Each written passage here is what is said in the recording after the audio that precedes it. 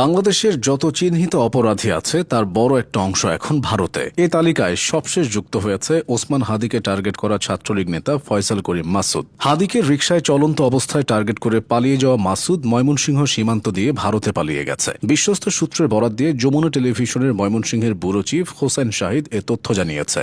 মাসুদের সঙ্গে ছিল তার আরেক সহযোগী আলমগীর। মাসুদ ছাত্রলীগের রাজনীতিতে জড়িত ছিলেন। শেখ হাসিনা এবং তার দলের বড় বড় নেতারা আগে থেকেই ভারতে আশ্রয় আছে। শুধু বাংলাদেশের নয়, বিশ্বের অনেক দেশের অপরাধীরাই ভারতে আশ্রয় নেয়। চীনের রক্তচক্ষু উপেক্ষা করেও দালাই লামাকে বছরের পর বছর ভারত তাদের আশ্রয়ে রেখেছে। 1951 সালে তিব্বতের সঙ্গে চীনের 17 দফার চুক্তি হয়েছিল, কিন্তু দুদেশের মধ্যে উত্তেজনা তারপরও থামেনি। 1959 সালের 10 মার্চ তিব্বতের কয়েক লাখ মানুষ দালাই লামাকে রক্ষার জন্য তার প্রাসাদের সামনে মানব ব্যারিকেড তৈরি করে।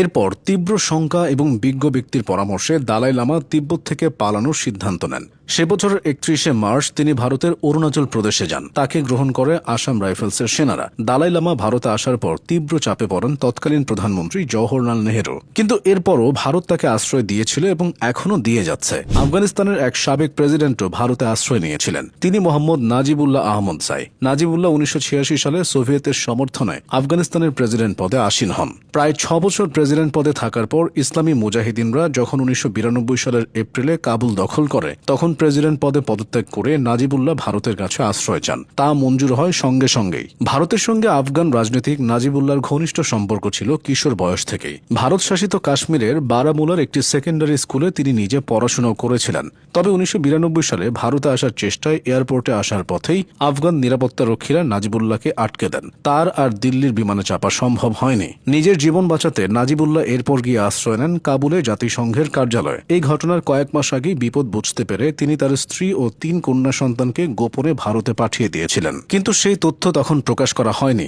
অনেক পরে ভারত সরকার জানিয়েছিল নাজিবুল্লাহর পরিবারকে মধ্য দিল্লির লুটিয়ান জোনে একটি বাড়িতে সরকারি আতিথেয়তায় রাখা হয়েছে। মালদ্বীপের সাবেক প্রেসিডেন্ট মোহাম্মদ নাশিদকে ভারত রাজনৈতিক আশ্রয় দিয়েছিল এক ভিন্ন পরিস্থিতিতে। মোহাম্মদ নাশিদ এর আগে 2008 সালে মালদ্বীপের প্রেসিডেন্ট মামুন আব্দুল গায়ুমের একটানা 30 বছরের শাসনের অবসান ঘটিয়ে দেশের ক্ষমতায় এসেছিলেন। 2012 সালে সে দেশে এক রাজনৈতিক সংকটের জেরে তাকে পদত্যাগ করতে হয়। অপসারিত প্রেসিডেন্ট মোহাম্মদ নাশিদের বিরুদ্ধে 2013 সালের 13 ফেব্রুয়ারি সে দেশের আদালত একটি মামলায় গ্রেফতারি পরোয়ানা জারি করে।